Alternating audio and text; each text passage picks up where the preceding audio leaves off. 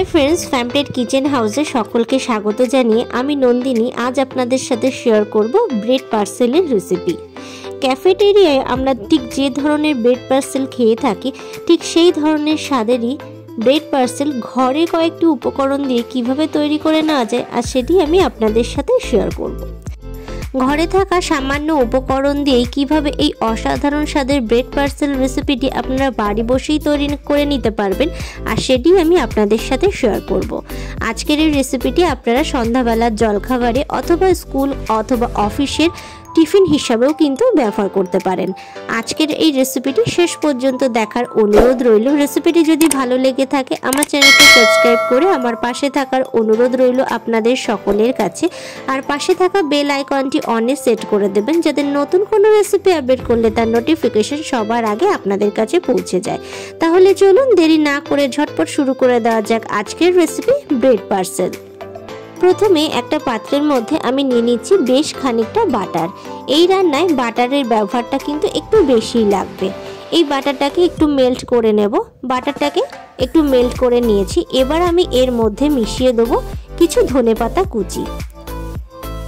বাটারটা কিন্তু গরম অবস্থাতেই ধনেপাতা কুচিটা এর মধ্যে মেলাতে হবে। আর দিয়ে দিলাম বড় বড় 3 থেকে 4 কোয়া রসুন। আমি একটু গ্রেটারের সাহায্যে গ্রেট করে নিয়েছিলাম, সেই রসুনটাকে দিয়ে দিলাম। আর দিয়ে দিলাম হাফ চামচ মতো অরিগানো। এই সমস্ত উপকরণ গরম মাখনের মধ্যে দিয়েই বেশ ভালো করে মিশিয়ে নেব। গরম অবস্থাতেই কিন্তু এই সমস্ত উপকরণ বাটারের মধ্যে মেশাতে হবে। তারপর বেশ ভালো করে একটু মাখিয়ে নিতে হবে।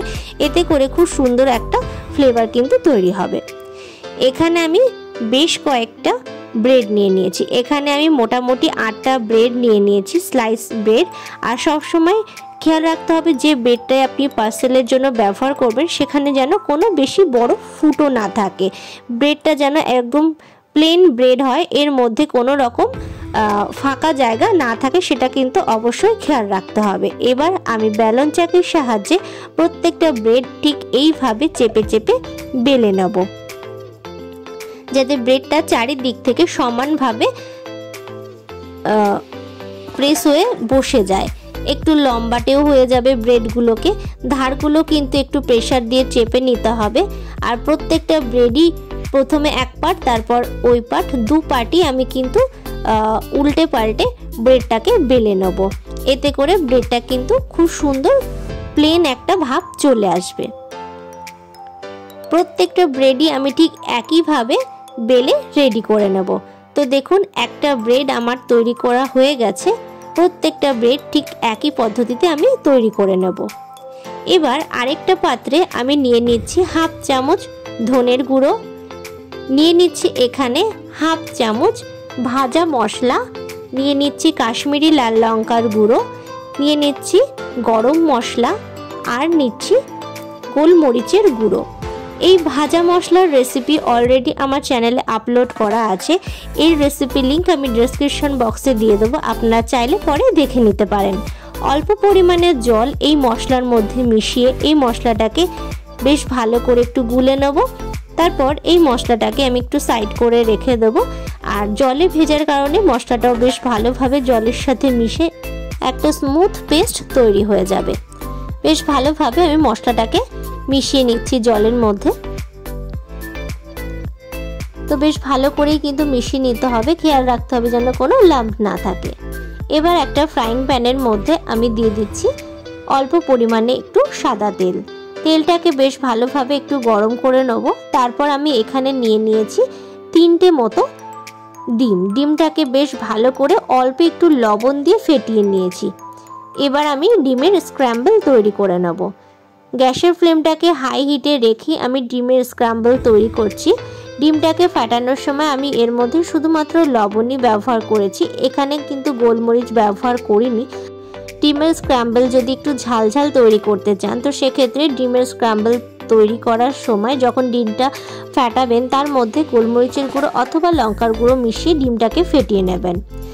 দেখুন বেশ ভালো করে আমি ডিমের স্ক্র্যাম্বলটা তৈরি করে নিয়েছি। এবার আমি ডিমের স্ক্র্যাম্বলগুলোকে তুলে নেব একটা পাত্রে, এটা আমি পরে ব্যবহার করব।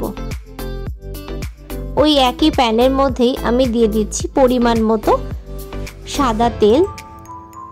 আর এর মধ্যে আমি দিয়ে দেব 2 চামচ মতো বাটার। তেল আর বাটারটাকে বেশ ভালোভাবে হতে দেব। তেল আর বাটারটা বেশ ভালোভাবে হয়ে গেলে এর মধ্যে আমি দিয়ে দিলাম বড় বড় 3 থেকে 4 কোয়া মতো চপ করা রসুন। বেশ ভালো করে রসুনটাকে একটু হতে দেবো। রসুনটা বেশ ভালোভাবে ভাজা ভাজা হয়ে গেলে এর মধ্যে আমি দিয়ে দিচ্ছি পেঁয়াজ, গাজর, ক্যাপসিকাম, টমেটো আর 3টে মতো কাঁচা লঙ্কা কুচি। সবজিটা আপনারা আপনাদের পরিমাণ মতো এখানে ব্যবহার করতে পারেন। আমি আমার আন্দাজ মতো সবজিগুলো এখানে ব্যবহার করেছি। আমি এখানে একটা মাঝারি সাইজের পেঁয়াজ, একটা মাঝারি সাইজের টমেটো আর একটা বড় সাইজের গাজর ব্যবহার করেছি, আর দিয়েছি একটা ছোট সাইজের ক্যাপসিকাম। অল্প পরিমাণে একটু লবণ দিয়ে সবজিগুলোকে বেশ ভালো করে একটু ভাজা ভাজা করে নিয়েছি। সবজিগুলো কিন্তু বেশি ভাজা করব না, সবজিগুলো বেশ ভালোভাবে নরম হয়ে গলে যাওয়া পর্যন্ত কিন্তু সবজিগুলোকে ভাজা ভাজা করে নিতে হবে। তো সবজিগুলো বেশ ভালোভাবে ভাজা হয়ে গেছে। এখন আমি এর মধ্যে দিয়ে দিলাম 300 গ্রাম মতো চিংড়ি মাছ। চিংড়ি মাছগুলো কিন্তু আমি লবণ হলুদ মাখাইনি। চিংড়ি মাছের খোসা ছাড়িয়ে চিংড়ি মাছগুলোকে ছোট ছোট টুকরো করে কেটে নিয়েছি আর বেশ ভালো করে ধুয়ে পরিষ্কার করে নিয়েছি চিংড়ি মাছগুলোকে। তারপর সেই চিংড়ি মাছগুলোকে এই সবজির মধ্যে দিয়ে হালকা একটু নাড়াচাড়া করে নেব। এবার আমি দিয়ে দেবো মশলার মিশ্রণটা। যে মশলার মিশ্রণটা আমি আগে তৈরি করে জল দিয়ে গুলে রেখেছিলাম। দেখুন, জল দিয়ে গুলে রাখার ফলে মশলাটা কিন্তু বেশ ঘন থকথকে হয়ে গেছে। সেই মশলাটাই আমি এখানে ব্যবহার করলাম। গ্যাসের ফ্লেমটাকে মিডিয়াম টু হাইতে রেখেই আমি এই পুরটা তৈরি করব। মশলাটা দেওয়ার পর বেশ ভালোভাবে নাড়াচাড়া করে একটু কষিয়ে নেব। চিংড়ি মাছগুলোকে মশলার সাথে এবং সবজির সাথে ভালো করে একটু নাড়াচাড়া করে মিশিয়ে নিতে হবে। তারপর আমি এর মধ্যে দিয়ে দিচ্ছি 1 চামচ সয়া সস। আবারও বেশ ভালো করে একটু নাড়াচাড়া করে মিশিয়ে নেব। এই পুরটা কিন্তু একদম ড্রাই যেন না হয়ে যায় সেদিকটা কিন্তু অবশ্যই খেয়াল রাখবেন। তবে জল ব্যবহার করবেন না, সবজি থেকে যে জলটা বেরোবে সেই জলেই কিন্তু এই পুরটা সম্পূর্ণভাবে তৈরি হবে। তারপর আমি এর মধ্যে দিয়ে দিলাম সেদ্ধ করা চাউমিন, ভেজে রাখা ডিমের স্ক্রাম্বল আর দিয়ে দিলাম 1.5 চামচ মতো ফ্রেশ ক্রিম। বেশ ভালো করে এই সমস্ত উপকরণ একসঙ্গে নাড়াচাড়া করে একটু মিশিয়ে নিতে হবে।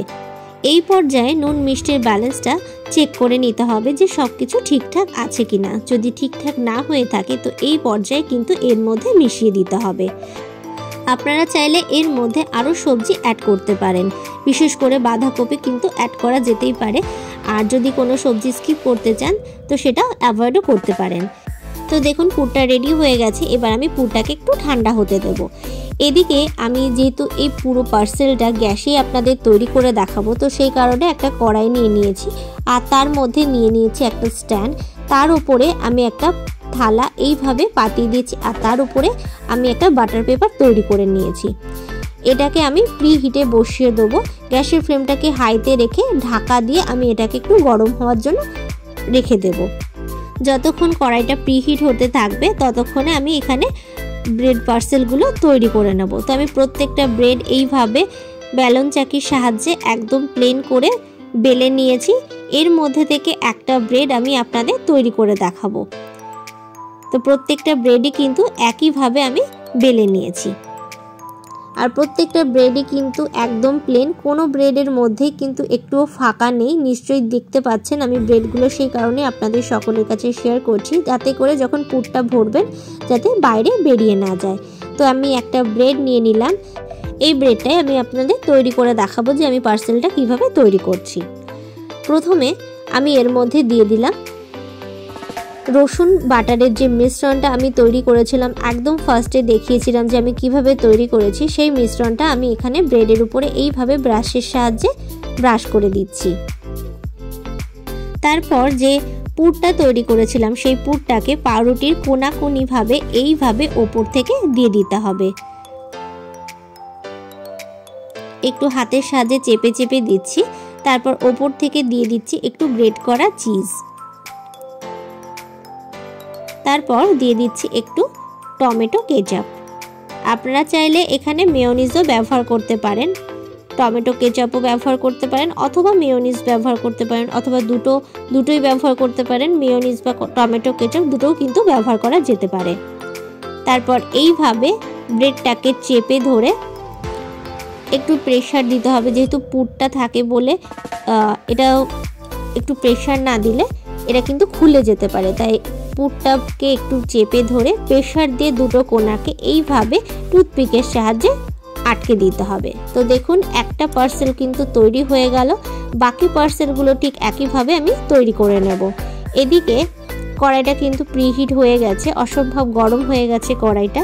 এবার আমি কড়াইয়ের মধ্যে এইভাবে পার্সেলগুলোকে বসিয়ে দেবো। আপনারা যদি ওভেনে করতে চান, মাইক্রো ওভেনে করতে চান, তো সেক্ষেত্রে 8 মিনিট 180 ডিগ্রিতে প্রিহিট করে নিতে হবে মাইক্রোওয়েভটাকে। তারপর আবারও 180 ডিগ্রিতে 10 মিনিট মতো বেক করলেই কিন্তু এটা একদমই রেডি হয়ে যাবে। তো যেহেতু কড়াই করছি, তো সেক্ষেত্রে আমাকে ঘড়ি ধরে 20 মিনিট পর্যন্ত ওয়েট করতে হবে এই পার্সেলগুলোকে তৈরি করার জন্য। যে রসুন বাটারের মিশ্রণটা তৈরি করেছিলাম, সেই মিশ্রণটাই আমি এইভাবে ব্রেডের ওপরে একটু ব্রাশ করে দিচ্ছি। হাই হিটে রেখে আমি কড়াইটাকে প্রিহিট করে নিয়েছি। এবার গ্যাসের ফ্লেমটাকে একদম লোতে করে ঢাকা দিয়ে আমি এটাকে বেক করব প্রায় 20 মিনিট, মানে 20 মিনিট মতো এটাকে আমি বেক করব। এতে করে এই পাউরুটিগুলো একটু ক্রিস্পি হয়ে যাবে, সেক্ষেত্রে কিন্তু পার্সেলগুলো খেতে ভীষণই ভালো লাগবে। আর ততক্ষণে চিজগুলো কিন্তু মেল্ট হয়ে যাবে। তো ফিরে আসলাম 20 থেকে 25 মিনিট পর। তো দেখুন ব্রেড পার্সেল কিন্তু একদমই তৈরি হয়ে গেছে সার্ভের জন্য। এবার আমি এগুলোকে সার্ভ করে দিচ্ছি। আজকের এই রেসিপিটি আপনাদের কেমন লাগলো অবশ্যই কমেন্ট করে জানাতে ভুলবেন না। আজকের এই রেসিপিটি বাড়িতে একবার হলেও ট্রাই করে দেখার অনুরোধ রইল। আশা করছি ছোট থেকে বড় সকলেই খুব পছন্দ করবে আজকের এই রেসিপিটি বাড়িতে ট্রাই করে আমাকে কমেন্ট করে জানাতে ভুলবেন না যে আজকের রেসিপিটি আপনাদের কেমন লাগলো। রেসিপিটি যদি ভালো লেগে থাকে অবশ্যই লাইক করবেন, শেয়ার করবেন। সকলে ভালো থাকুন, সুস্থ থাকুন এই কামনা নিয়ে এখানেই শেষ করছি। আবারও ফিরে আসবো নতুন কোনো রেসিপির ভিডিও নিয়ে। ভিডিওটি শেষ পর্যন্ত দেখার জন্য অসংখ্য ধন্যবাদ।